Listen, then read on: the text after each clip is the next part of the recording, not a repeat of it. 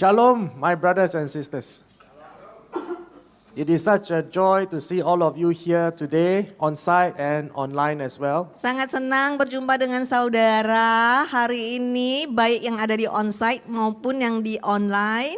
In the previous session, we studied part 1 of the book of Jude. Minggu lalu kita sudah belajar bagian pertama dari kitab Yudas. And in this session tonight, we will cover the remaining portion of the book of Jude. Dan hari ini kita akan bagikan bagian kedua untuk menghabiskan kitab Yudas. So we all understand from part 1 that Jude effectively exposed and condemns the shameless pastors who teach prosperity gospel, as well as all those pastors that teach the distorted grace of God. Jadi Yudas bagian pertama kita sudah belajar bagaimana Yudas sendiri mengkritik dan menghakimi para pendeta yang selalu mengajarkan teologi kemakmuran dan teologi kasih karunia yang berkelebihan yang di luar konteks Alkitabiah. So, my dear brothers and sisters, Saudara-saudariku yang terkasih, ask yourself this question. kita harus bertanya kepada diri kita sendiri satu pertanyaan ini. Is Jude wrong to condemn all these prosperity gospel pastors? Apakah Yudas melakukan kesalahan untuk mengkritik ataupun menghakimi pendeta-pendeta dan pengajar-pengajar seperti itu? Let us find out today in Revelation chapter 18 verse 4. Ayo sama-sama kita cari lebih dalam lagi di Wahyu pasal 18 ayat 4. And I heard another voice from heaven saying, "Come out of her, my people, so that you will not be a partner in her sins and receive her plagues." Wahyu pasal 18 ayat 4, dan aku mendengar suara lain dari surga yang berkata, "Keluarlah daripadanya, hai umatku, supaya kamu tidak turut serta dalam dosanya dan menerima tulah-tulahnya." So let us take a close look at scripture today. Ayo kita lihat baik-baik apa yang dikatakan Alkitab hari ini. Here we know we are being instructed by God's law to renounce false teaching, deception and abomination of the world, referring to Babylon. Di sini kita diperintahkan Tuhan untuk menolak ajaran palsu, penipuan dan kejahatan dunia yang di sini disebut Babel. And after reading this verse, we know that we must also help the ignorant to flee from all the false teachers that will shipwreck and destroy their lives. Dan setelah baca ayat ini, bukan cuman kita sendiri harus menolak, kita juga harus membantu orang-orang yang tidak tahu untuk melarikan diri dari semua pengajar palsu ini. We must help them because the false teachers are leading them to indulge in the sin of idolatry that causes spiritual death. Kita harus menolong mereka karena pengajar palsu ini menenggelamkan mereka,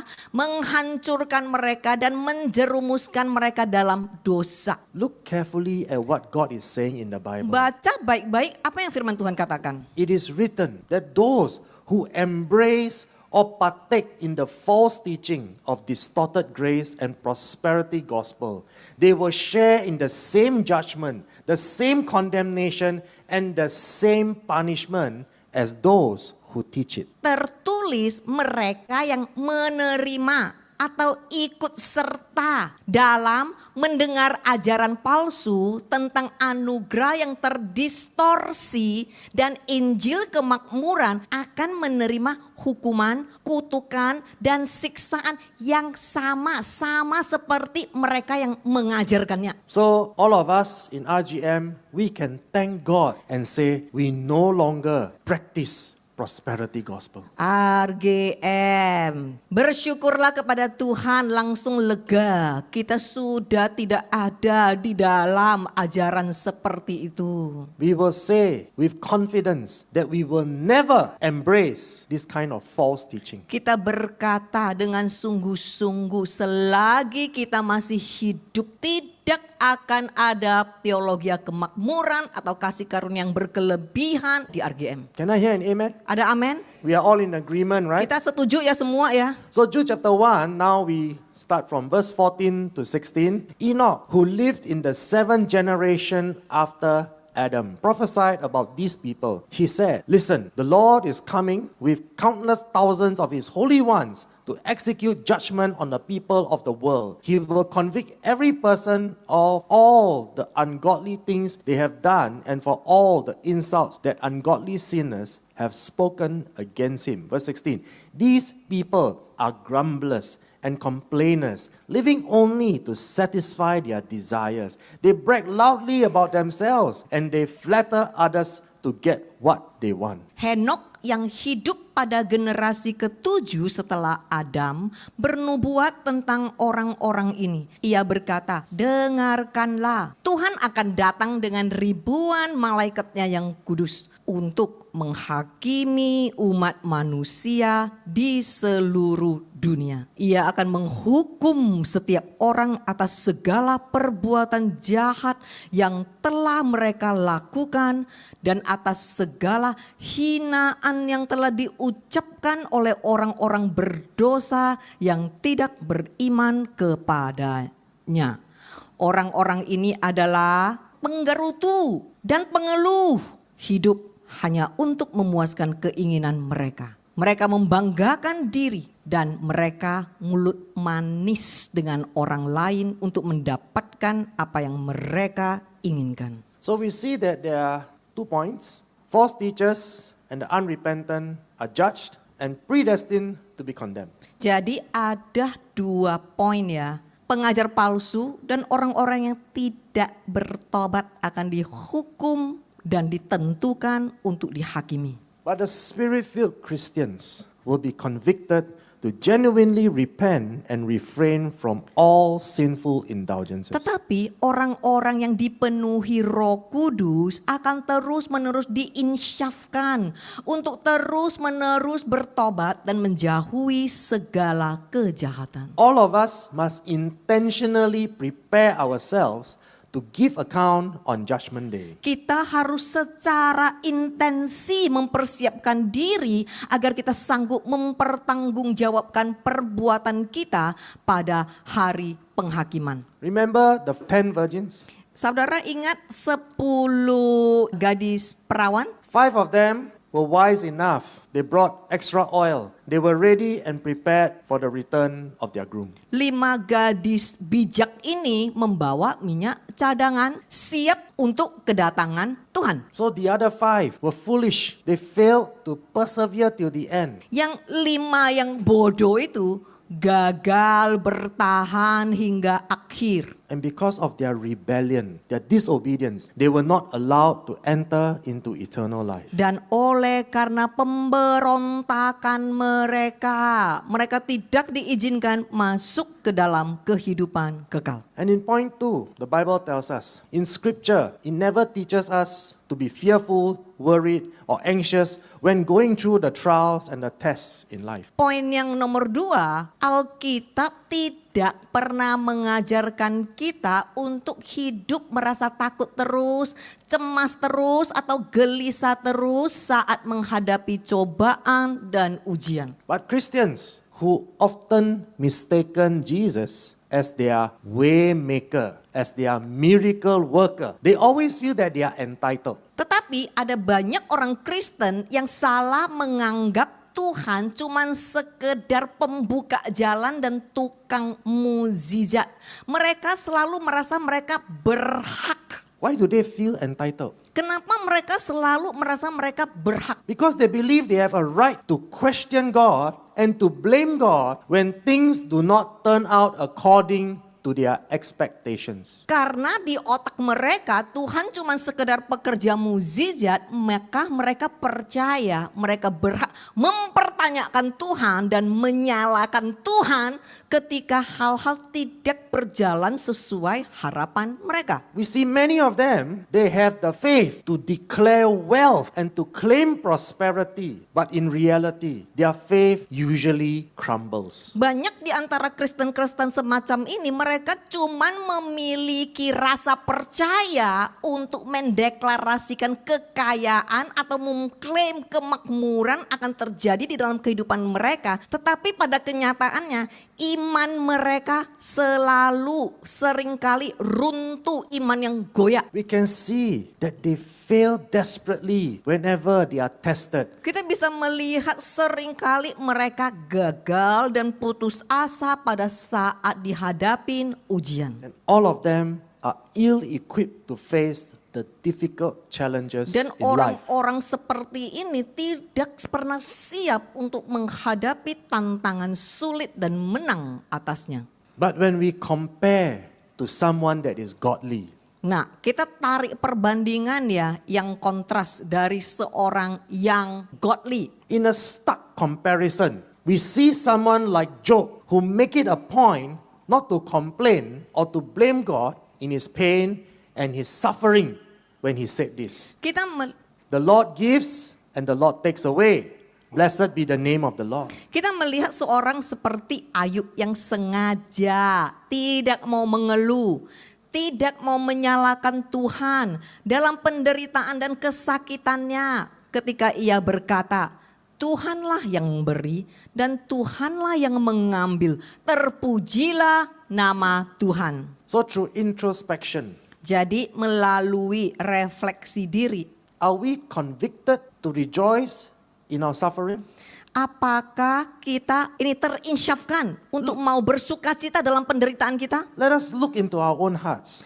Ayo sama-sama kita introspeksi. Are we able to give thanks whenever we are in pain? Apakah kita mau mengucap syukur ketika kita sedang menderita? Or do we grumble and complain? And when we cannot manipulate God to serve us, we start to curse God and blame God. Atau kita selalu menggerutu, mengeluh, komplain. Dan yang terutama pada saat kita tidak dapat memanipulasi Tuhan untuk menyenangkan kita, kita putus asa. So my friends, I want all of you to really consider this. Saudara-saudariku, tolong pertimbangkan yang satu ini. I know you're all faithful and you all love Jesus. Aku tahu kalian semua setia, kalian semua mengasihi Tuhan. But we need to continue to do a self-check. Tetapi kita harus terus-menerus dengan seksama meneliti hati kita masing-masing. Is our decision-making process motivated by what is pleasing to God? Apakah keputusan kita didorong oleh selalu mau menyenangkan Tuhan?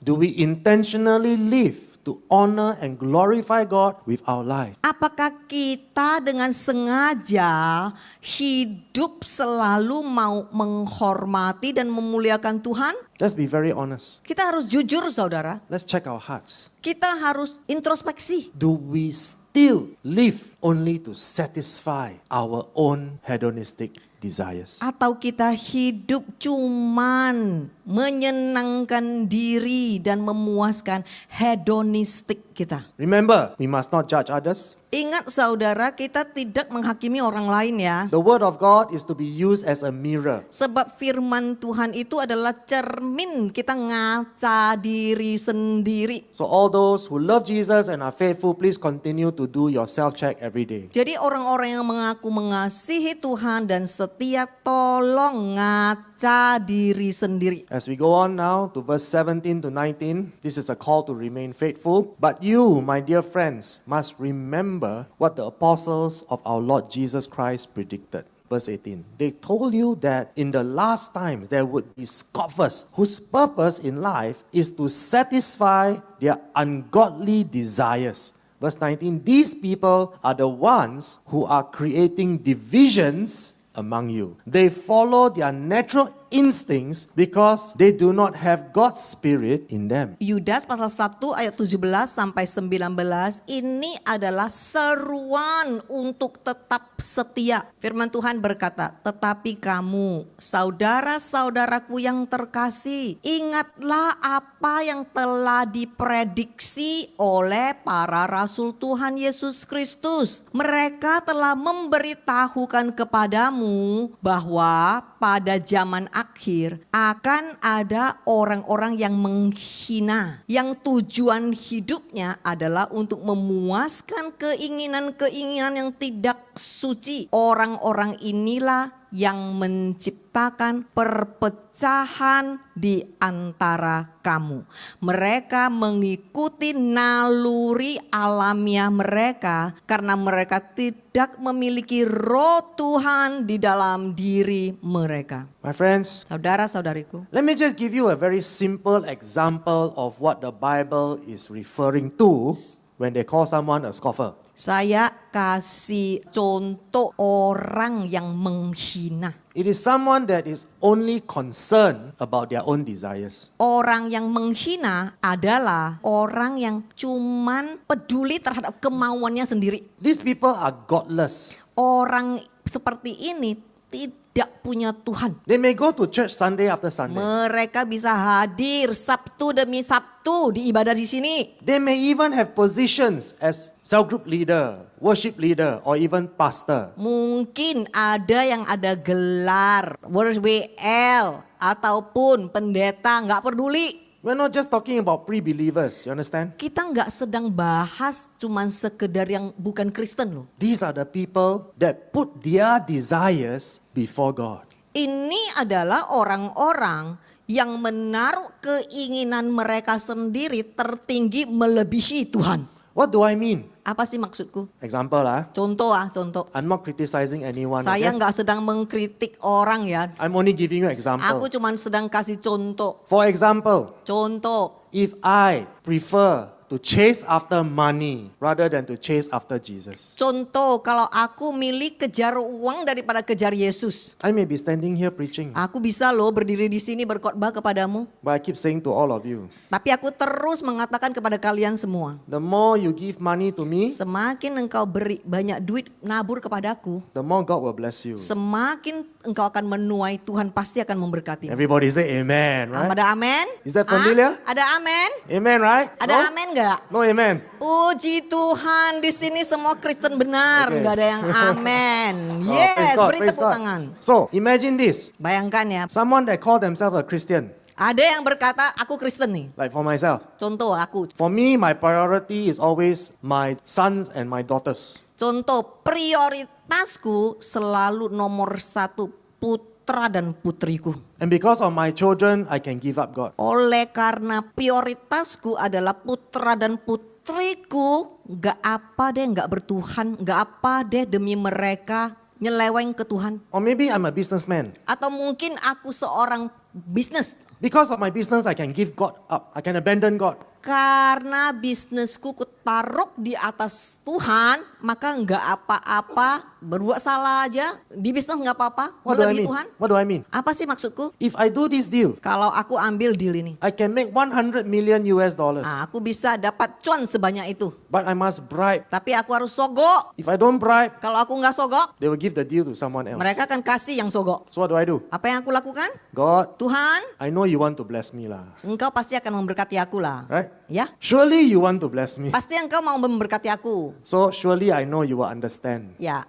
pasti Tuhan ngerti lah. I do the deal first, yeah. Ya, aku ini dulu, deal dulu.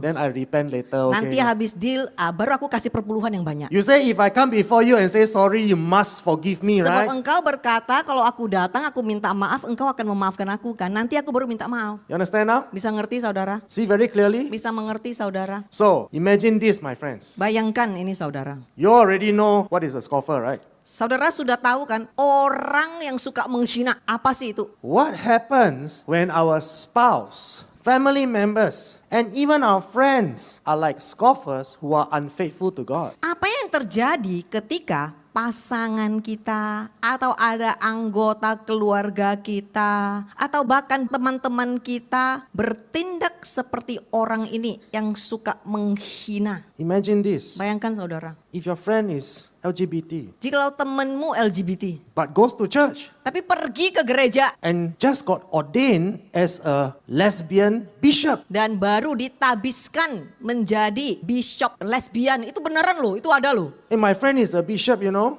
Temenku itu bishop loh. So oke. you hang out with a scoffer like that. Ya, jadi engkau selalu berteman dengan orang yang menghina Tuhan seperti ini. Or in your own home, Atau contoh di rumahmu sendiri. your husband goes to church with you, Suamimu pergi ke gereja bersamamu. but in his heart, there's no Jesus. Tapi di hatinya enggak ada Yesus. He's thinking about his golf, Dia lagi mikir golfnya. thinking about his business, Dia lagi mikirin bisnisnya. thinking about which girl he's gonna date later. Dia lagi mikir nanti siapa ya yang mau ku ajak dating ya. What happened if your friend, your family are this type of scoffers? Apa yang terjadi jikalau temenmu atau keluargamu adalah orang-orang seperti ini yang menghina Tuhan? Imagine, one is so influenced by the world, totally godless. The other one is convicted to obey God's precepts. Bayangkan ya, satu ini begitu jauh selalu meremehkan Tuhan, sementara yang satu lagi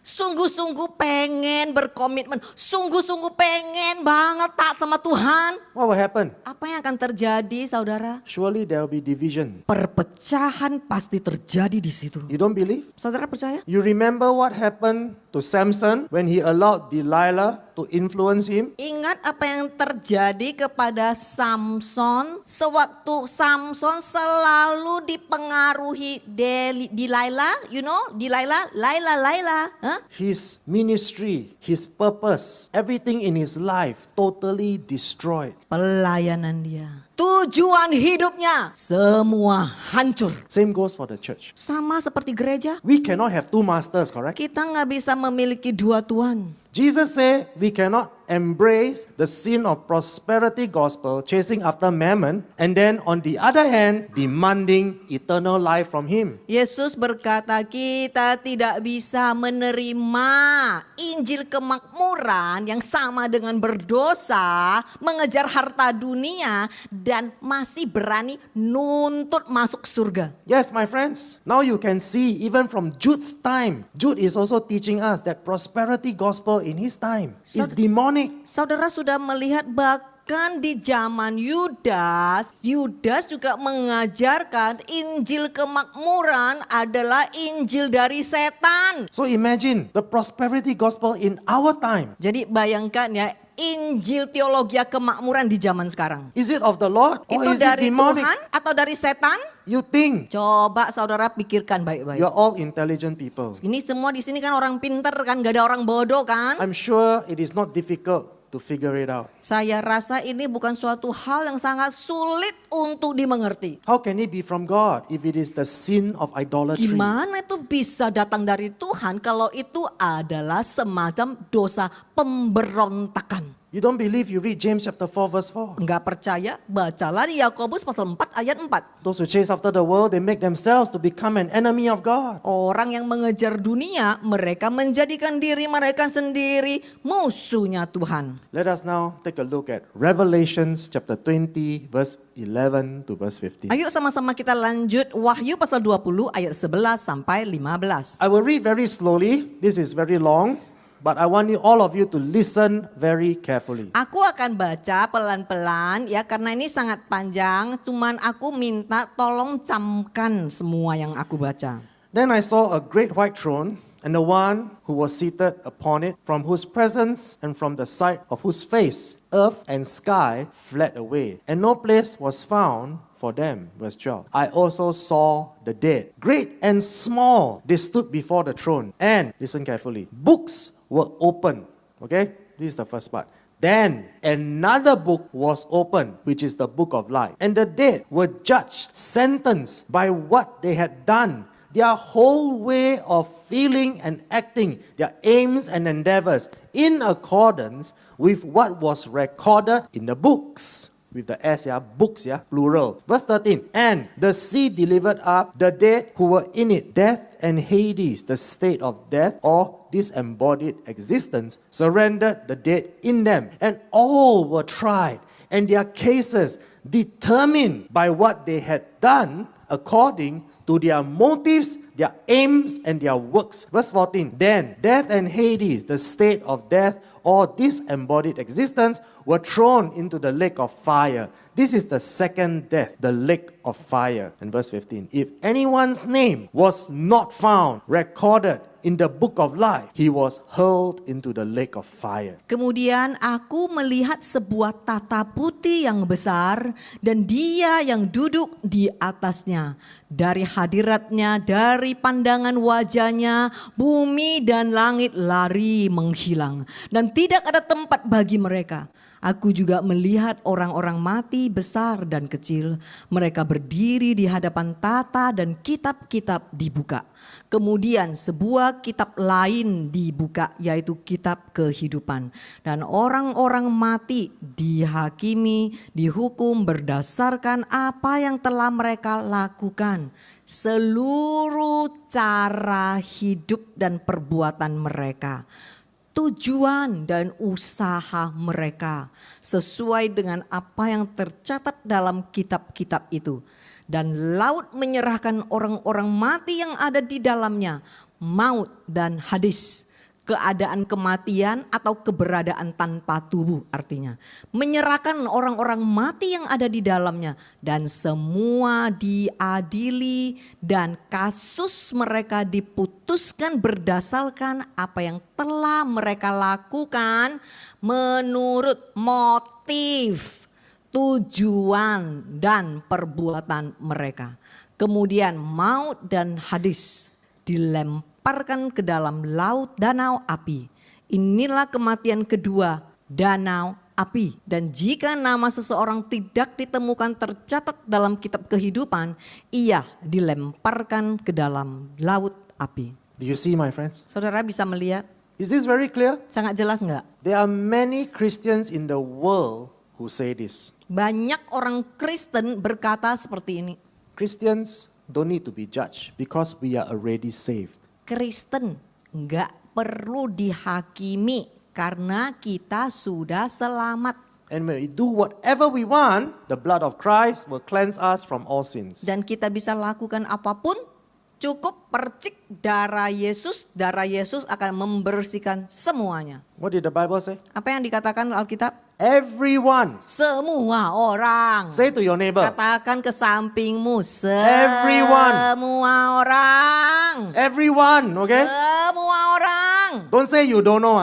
Jangan bilang kamu nggak diajarin ya. Everyone must give account on judgment day. Semua orang akan dihakimi di akhir zaman. And it is clearly written. Sudah tercatat dengan You don't jelas. believe, you read carefully. Baca lagi sekali yang jelas. Only after we are judged to all that is stated clearly in the record books of life, then we will know if our names are written in the book of life. Setelah kita dihakimi menurut perbuatan kita masing-masing, baru kita bisa mendapatkan nama kita tercatat di kitab itu atau enggak. So do you see clearly now in scripture, it is not biblically correct for anyone to proclaim they are predestined or already saved before they are judged according to the record books of their life, where their cases are presented to Jesus, and the results will be determined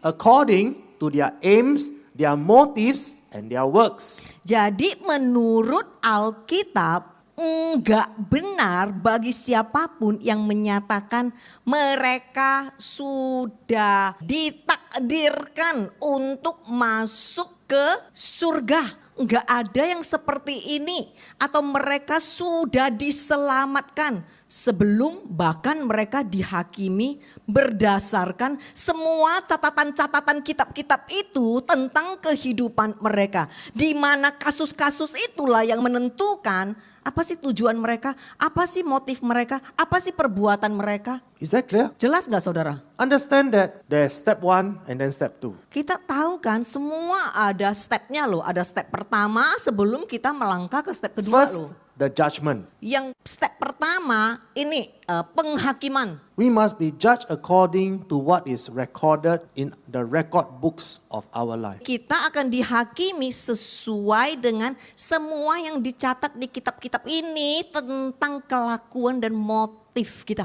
Is the record books of our life already finished recording? Nah, kitab yang mencatat kehidupan kita apakah sudah kelar mencatatnya hari ini? Not yet, right? Belum dong. It is whatever we do or don't do, everything is recorded. Apa yang kita lakukan, apa yang enggak kita lakukan, motif hati kita, semua dicatat kan? So, according to scripture, can anyone be predestined to be saved?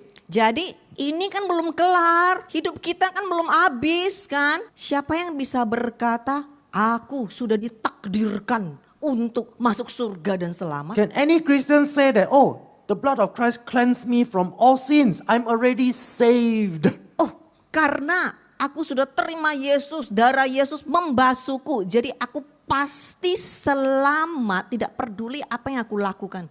We will be judged according to the record books of our Di life. sini dikatakan engkau akan dihakimi sesuai dengan perilakumu seumur hidupmu, dan apa yang engkau lakukan akan dicatat di kitab-kitab itu. And only those who are able to give full account on judgment day, then Jesus will say, okay, this one pass. Dan Then your orang- name is written in the book of life. Dan orang-orang yang sanggup memberi tanggung jawab di hari penghakiman itu, Yesus baru berkata, oke, ini lulus, tik. Kayak begitu. I know many Christians will say, yeah, this pastor is teaching nonsense. Nanti banyak ini udah mulai komplain. I know, Bener kayak gitu. I know not you. Okay? Ya, benerkah kayak begitu? Ini ya pengajaran palsu, tapi pasti nggak ada di RGM ya. Especially those who are being taught about rapture. Apalagi orang-orang luar yang suka pengajaran. Oh, nanti aku langsung diangkat. Okay, let's talk about rapture. Ayo kita bahas Hebrews 11:5. pengangkatan. By faith that please God. Say this, that please God. Dengan iman yang berkenan kepada Tuhan. Ayo ulangin, berkenan kepada Tuhan. Enoch was caught up and taken to heaven so that he will not have a glimpse of death. Means he didn't die. And he was not found because God had taken him. For even before he was taken to heaven, listen carefully, before he was taken to heaven, he received the testimony still on record, meaning in scripture, that he had walked with God and pleased him. Henok diangkat ke surga sehingga ia tidak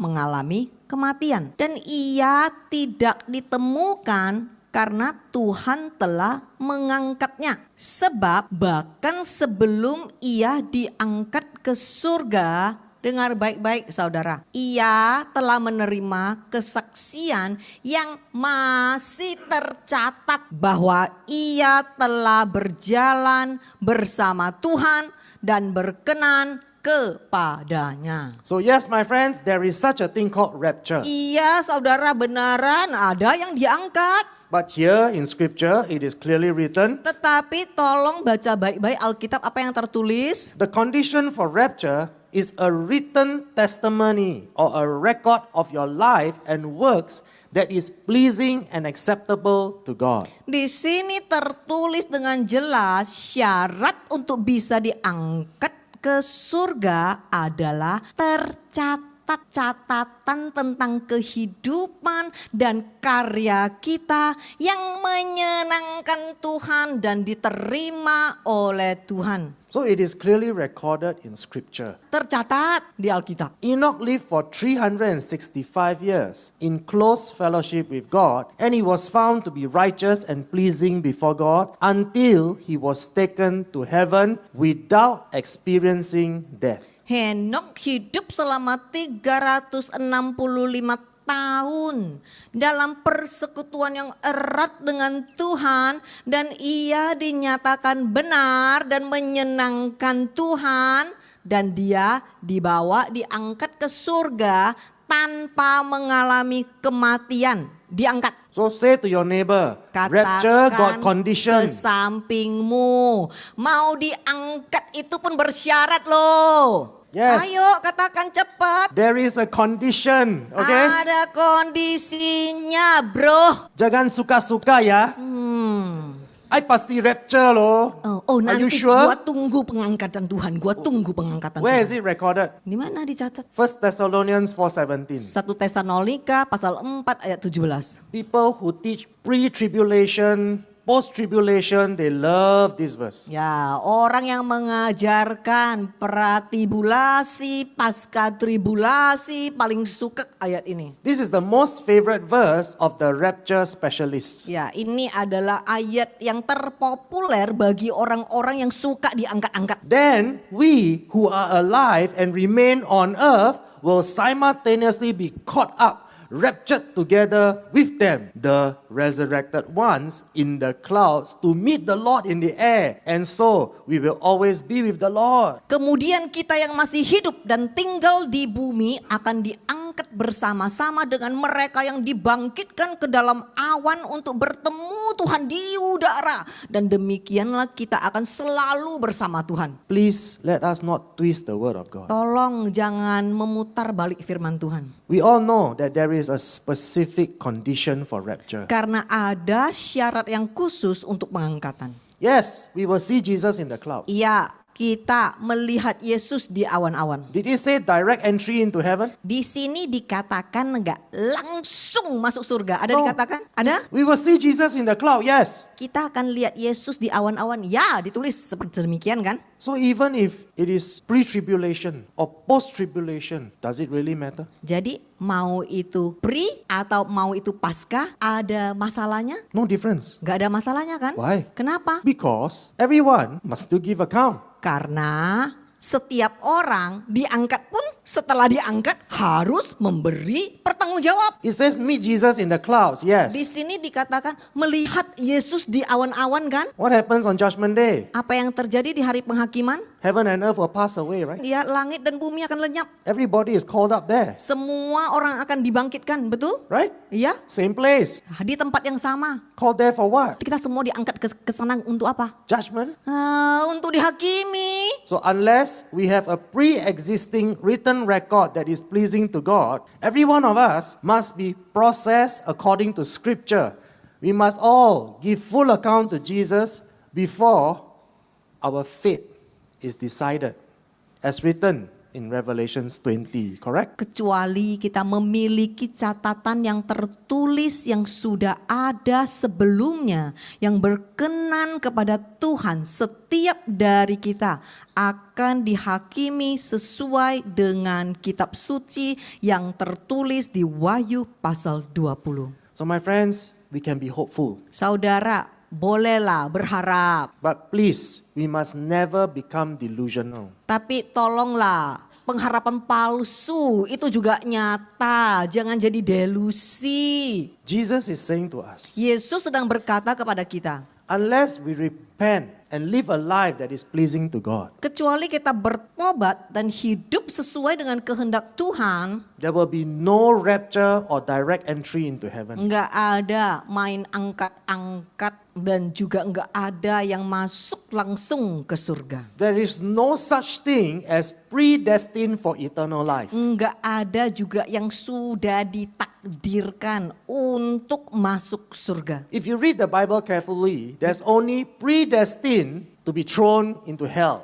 Jika engkau baca, engkau akan menemukan ada pasti ditakdirkan dilempar ke lautan api. Just like Lucifer and all the angels that betrayed God, God Yeah. says no chance for them. Yeah. They will all be thrown into hell. They are predestined to be thrown into hell. Contoh Lucifer dan semua antek-anteknya. Tuhan berkata enggak ada lagi pengampunan bagi mereka. Mereka telah ditakdirkan untuk dilempar ke lautan api. Itu ditakdirkan ada. How is it that there is no predestined for eternal life? Tahu saudara kenapa enggak ada? Sudah ditakdirkan engkau akan masuk surga. Because I received salvation.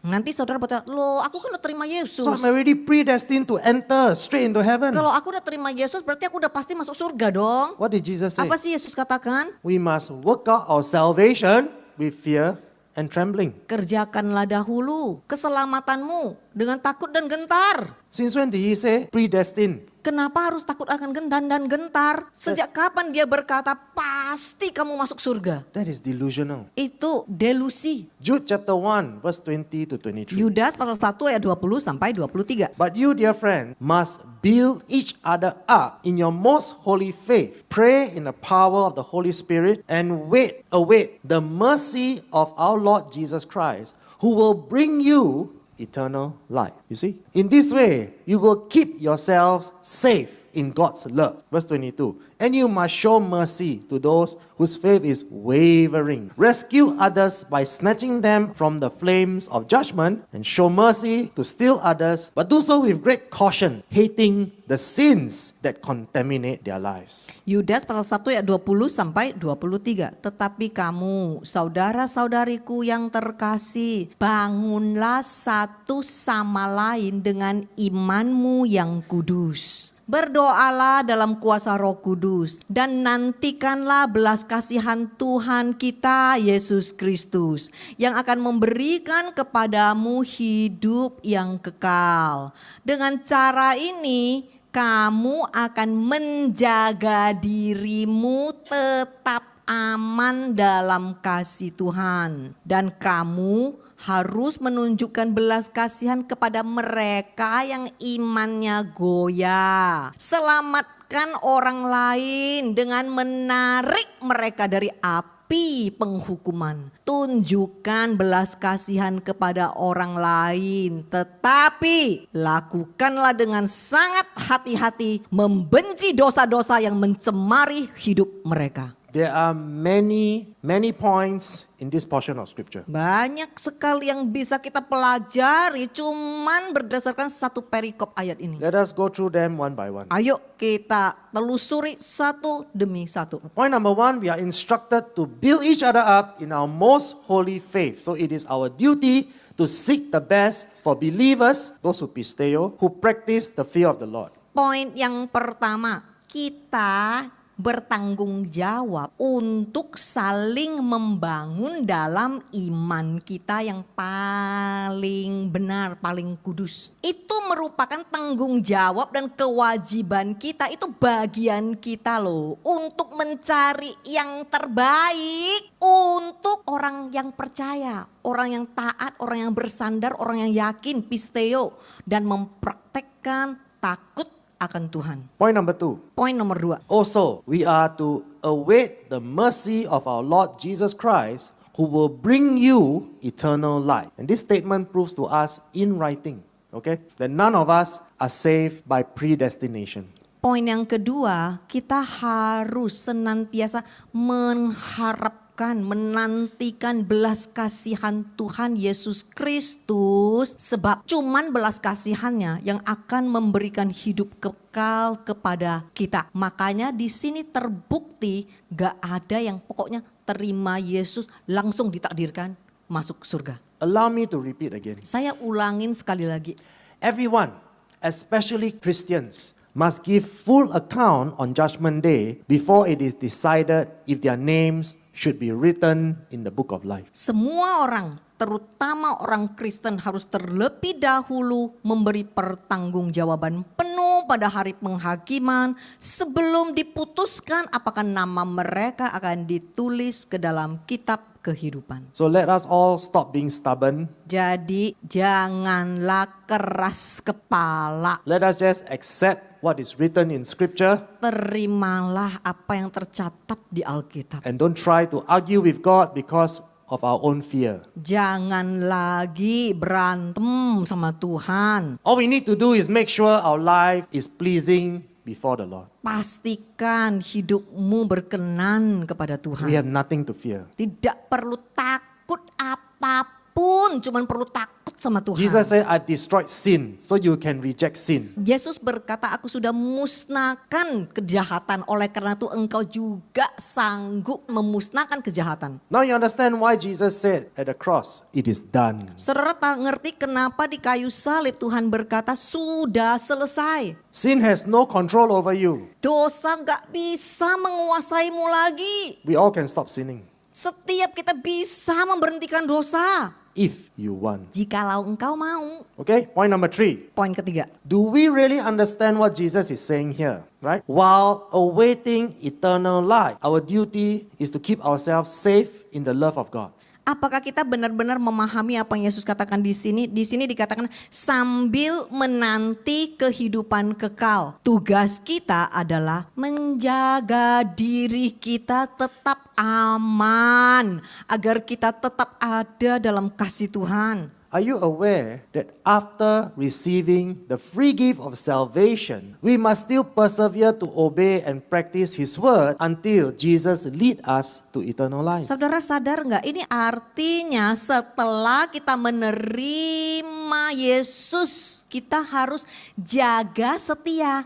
Kita harus tetap taat mempraktekkan firman-Nya hingga Yesus bisa membawa kita ke hidup kekal. Listen very carefully. Dengar baik-baik. His precepts must be the biblical laws that govern our lives, although salvation is received by faith through grace. Perintah-perintahnya harus bisa mengatur hidup kita meskipun keselamatan diterima melalui iman dan kasih karunia. Don't be confused. Jangan bingung. We are not saved by the law. Kita tidak diselamatkan oleh hukum. We are not saved by our own good works. Kita tidak diselamatkan oleh perbuatan baik kita. But this is what Jesus is Tapi saying. Yesus berkata sedemikian. Salvation is free. Iya, menerima Tuhan Yesus itu gratis. But we all must still work out our salvation Tapi setelah engkau menerima, engkau harus mengerjakan keselamatanmu dengan takut dan gentar. as His grace enables us to reject and to renounce sin.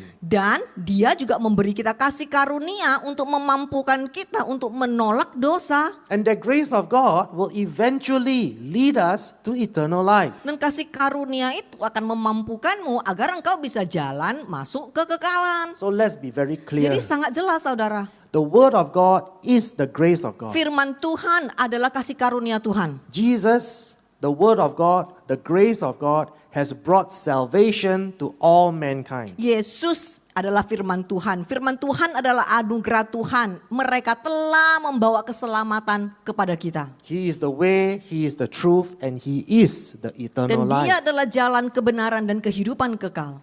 Now you understand those who abide in Him, Sekarang saudara mengerti bagi siapa yang melekat kepada dia, those who work out their salvation with fear and trembling, orang yang mengerjakan keselamatan mereka dengan takut dan gentar, those who persevere till the end, mereka yang bertekun sampai akhir zaman, then they are saved. merekalah yang menerima keselamatan. Romans 2:4. Roma pasal 2 ayat 4. We also must not condemn ourselves, okay? Kita juga jangan menghakimi diri kita sendiri. We must have balance. Jadi harus ada keseimbangan ya. Say to your neighbor, balance. Katakan ke sampingmu, keseimbangan. This is not extreme condemnation. Ya ini ya jangan semua ditarik menjadi ekstrim. It's not extreme grace and then extreme Ya, condemnation. jadi enggak ada kasih karunia yang berkelebihan dan juga enggak ada dihakimi yang berkelebihan. Romans 2:4 tells us, do you see how wonderfully kind, tolerant, and patient God is with you? Does this mean nothing to you? Can't you see that His kindness is intended to turn you from your sins? Roma pasal 2 ayat 4, tidakkah kamu melihat betapa baik, sabar dan penyayang Tuhan terhadapmu? Apakah hal ini tidak berarti apa-apa bagimu? Tidakkah kamu melihat bahwa kebaikannya dimaksudkan untuk membuatmu bertobat dari dosa-dosamu? Yes, by His grace we are saved. Iya, oleh karena kasih karunia kita selamat. By His blood we are forgiven. Oleh karena darahnya kita diampunin. But are we all so blind and stubborn to presume that God is obligated to cleanse us from sins without genuine repentance? Tapi kenapa kita begitu buta, keras kepala, dan menganggap Tuhan, menghina Tuhan, wajib menebus dosa kita tanpa kita mau bertobat? But I'm very encouraged. I believe that all of you in RGM, you will make every effort to repent and to lead others to repentance as well. Tetapi saya percaya semua kalian yang di RGM akan berusaha sekuat tenaga untuk hidup dalam pertobatan dan juga membawa orang lain untuk mau bertobat. Dan aku dikuatkan. Amen? Amen. Amen. Okay, let us quickly now move to point 4. How do we show mercy to those whose faith is wavering? Poin yang keempat, bagaimana kita bisa menunjukkan belas kasihan kepada mereka yang imannya masih goyah. If we criticize and condemn our brothers or sisters who are weaker in their faith while they are trying desperately to sincerely repent, then we are judging them. Kalau saudara kita ya udah berjuang setengah mati, ya pastilah jatuh bangun. Tapi ini saudara udah berjuang setengah mati. Jikalau kita mengkritik mereka, itulah yang namanya menghakimi. It is written, by the measure we use to judge them, the same will be measured back to us. Dikatakan dengan ukuran yang kita gunakan untuk menghakimi mereka, ukuran yang sama akan dikembalikan kepada kita. Is that clear? Jelas saudara? Correction with love is to graciously nurture them to bear healthy spiritual fruit that will honor and glorify God. Koreksi. Kita harus koreksi dengan kasih. Apa sih artinya koreksi dengan kasih?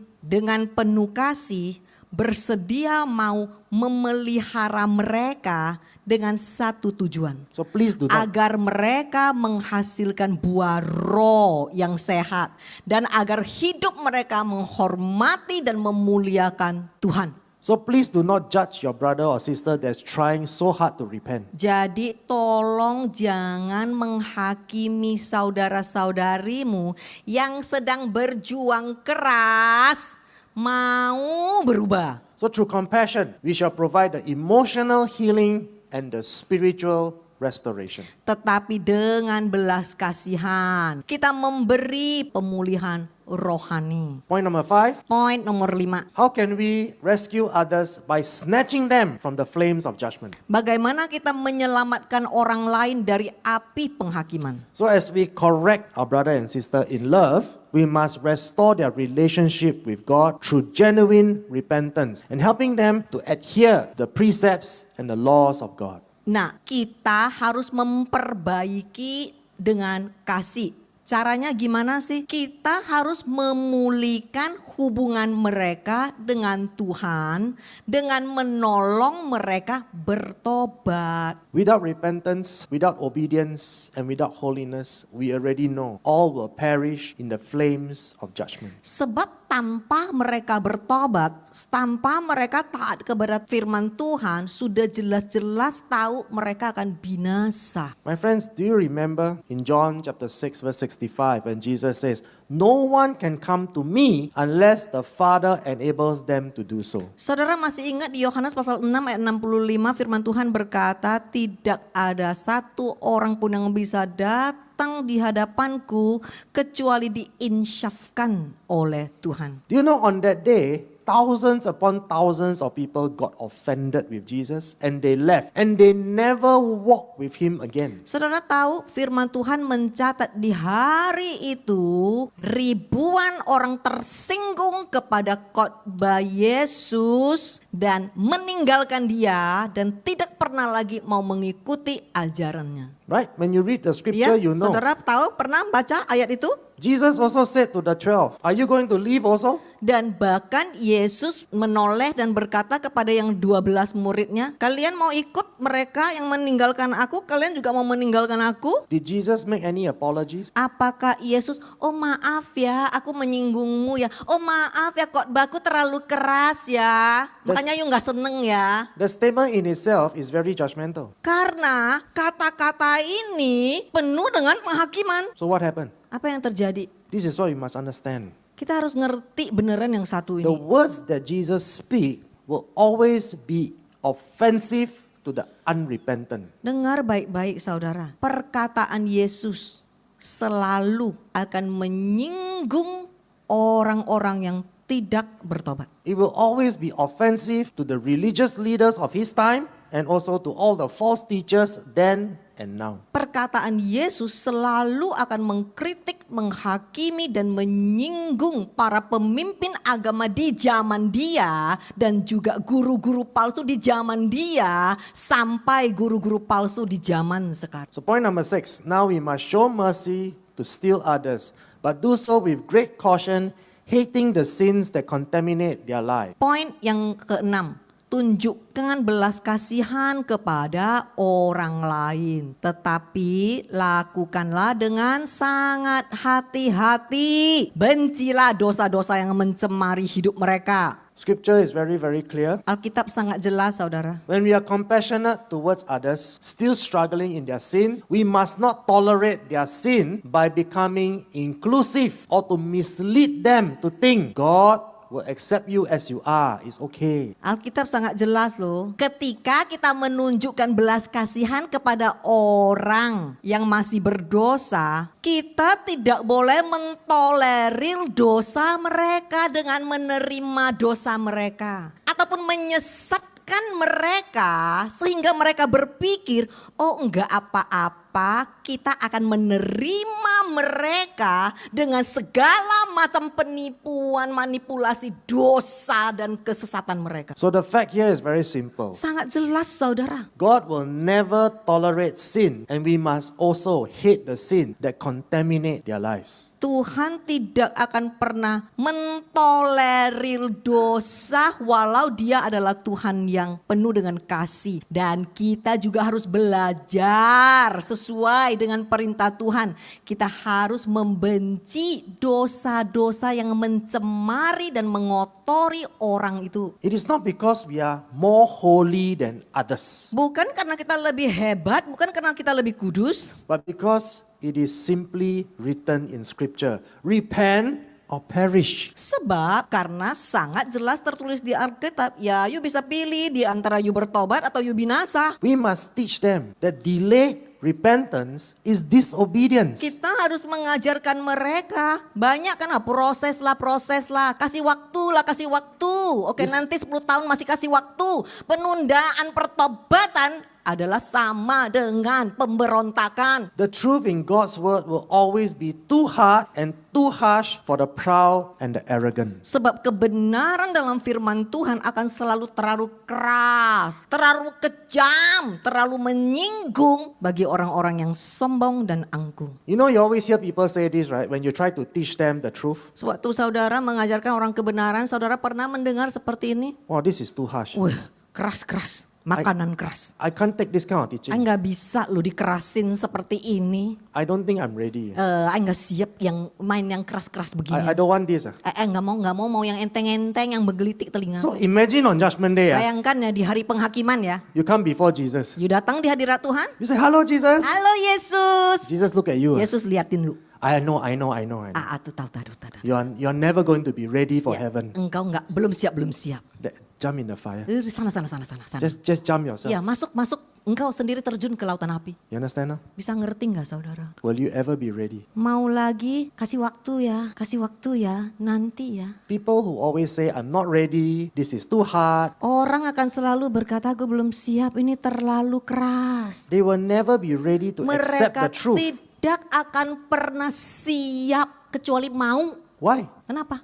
Because they are already perishing. Karena mereka memang udah nggak mau, memang udah mau binasa. I don't want. Nggak mau, bukan mau tunggu, nggak mau. That's all they say to Jesus now. I don't want. Itulah yang mereka katakan kepada Yesus, bukan minta waktu, nggak mau. So imagine when they say to Jesus, let me into heaven. Tuh Yesus kasih aku masuk surga dah. What will Jesus say? Apa yang Yesus katakan kepadamu? You say you don't want You what? bilang you nggak mau, what? You don't want? You bilang you nggak mau kan? So why you crying now? Kenapa sekarang nangis? It's too late. Sudah terlambat. My friends, I Saudara-saudariku, thank God all of us here, puji Tuhan di sini semua. we continue to repent. Semua hidup dalam pertobatan, amin. We choose to walk in the fear of the Lord. Kita pilih untuk takut sama Tuhan, amin. Now you know why? Don't mess with God. Sekarang saudara tahu, jangan bermain-main sama Tuhan. Stop messing with God. Berhenti engkau bermain-main sama Tuhan. In the end, who will perish? Sebab akhirnya siapa yang akan binasa? It is the disobedient that will perish. Orang yang tidak taat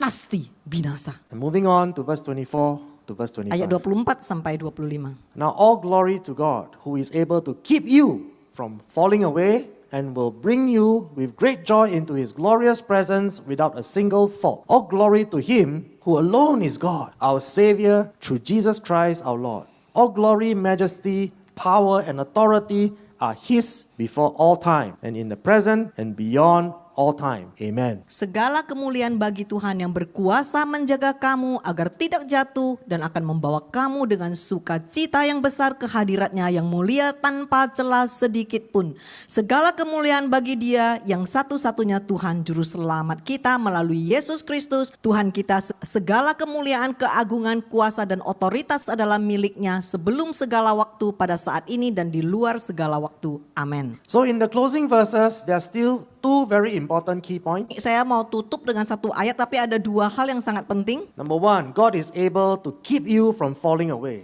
Yang pertama, Tuhan mampu melindungimu agar engkau tidak jatuh dalam dosa. God is able to sustain us and keep us from sinning against him. Tuhan mampu menopangmu dan melindungi agar engkau tidak berdosa terhadapnya. Point number two, Poin nomor 2. Jesus will present us to God the Father without blemish. So we must be perfected by his word according to our repentance and obedience. Yesus akan mempersembahkan kita kepada Tuhan Bapa tanpa celah, dan kita harus disempurnakan setiap hari oleh firman-Nya sesuai dengan pertobatan dan ketaatan kita. Can God keep us from sinning against him? Bisa Tuhan menjaga agar kita tidak berdosa kepadanya? Genesis 26. Then God said to him in the dream, "Yes, I know you did this in the integrity of your heart, for it was I who kept you back and spared you from sinning against me. Therefore, I did not give you an opportunity to touch her." Kejadian pasal 20 ayat 6. Lalu Tuhan berfirman kepadanya dalam mimpi, "Iya, aku tahu engkau melakukan hal ini dengan tulus hati, sebab aku sendirilah yang menahan engkau dan melindungimu dari berbuat dosa terhadap aku. Oleh karena itu aku tidak memberi engkau kesempatan untuk menyentuhnya." So here we see God prevented Abimelech from violating Sarah. Di cerita ini kita melihat Tuhan mencegah Abimelek untuk menodai Sarah. It can be done. Bisa terjadi, God has done it before. sudah terjadi. So if God can do it for Abimelech, he can do it for us. Jadi jika Tuhan bisa melakukan buat Abimelek, Tuhan bisa melakukan buat kita semua. But in the case of Pharaoh, Tapi ada kejadian yang sama, hasilnya beda. what did Pharaoh say? Di kasus Firaun, apa yang terjadi? I'm not ready to accept this. Firaun berkata, aku belum siap. Right? Ya kan? He don't want. Dia nggak mau kan? So God hardened his heart so that the wrath of God will be unleashed unto Egypt. Tuhan mengeraskan hatinya agar murka Tuhan bisa dilepaskan ke atas Mesir. So you see now, my friends, Bisa melihat saudara? those who are humble and teachable, they will be spared because they persevere to obey. Mereka yang rendah hati dan mau belajar akan diselamatkan karena mereka tetap setia taat. The proud, the arrogant, the disobedient, they will be defeated. Their hearts hardened. Spiritually, they will all be blinded by God. Tetapi orang-orang yang sombong dan angkuh akan dikalahkan. Hati mereka akan dikeraskan. Dan secara rohani mereka semua akan dibutakan oleh Tuhan. So let us now come to the final portion of scripture. Ayat terakhir, 1 John chapter 2, 5-6 says, "But whoever habitually keeps his word and obeys his precepts and treasures his message in its entirety, in him the love of God has been truly perfected.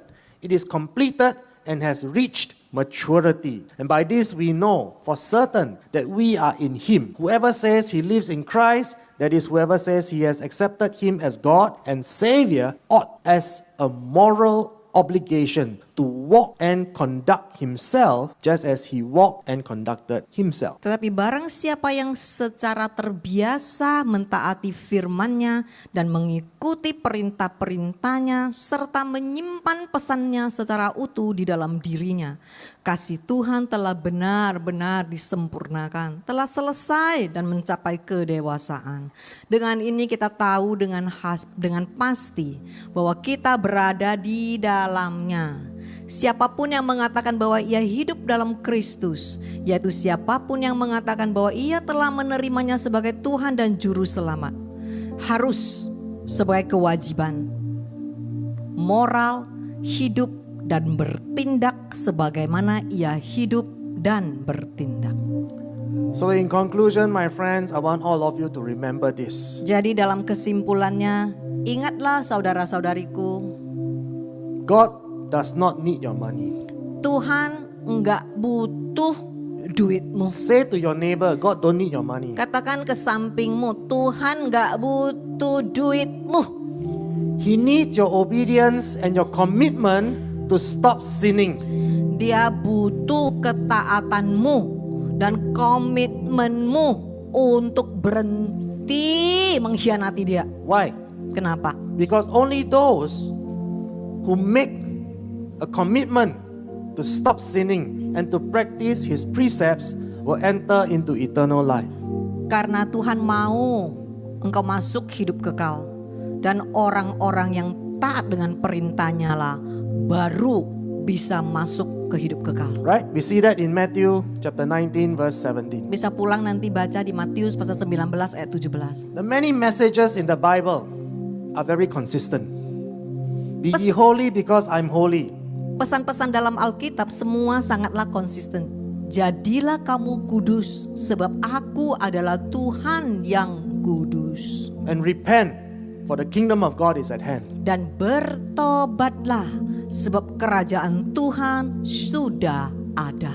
There's no new revelation. Gak ada lagi yang hal-hal yang baru. It's all here in the Bible. Semua sudah tercatat di Alkitab. God demands holiness and repentance. Tuhan mewajibkan kita hidup kudus dan hidup dalam pertobatan. But you see, like those thousands upon thousands who abandoned Jesus on that day, Tetapi ribuan orang yang keras hati, keras kepala, yang meninggalkan Yesus di hari itu.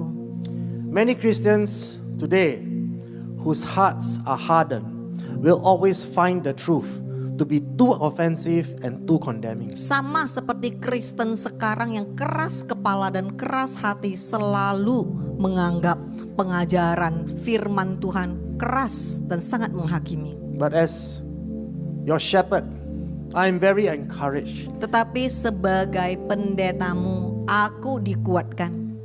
All of you in RGM, you will only say that this type of message is not too hard, it is not too harsh, because you are all humble. Karena aku tahu engkau yang ada di RGM, engkau tidak akan berkata pesan ini sangat keras, sangat menghakimi, karena memang hidupmu mau benar di hadapan Tuhan. And all of you are so faithful and you're also willing to practice your moral obligation from now on until Christ returns. Dan aku tahu kalian di sini rendah hati, bersedia dan setia menjalankan kewajiban moral kalian masing-masing mulai sekarang sampai Kristus kembali. Shall we pray? Ayo sama-sama kita berdoa. Father,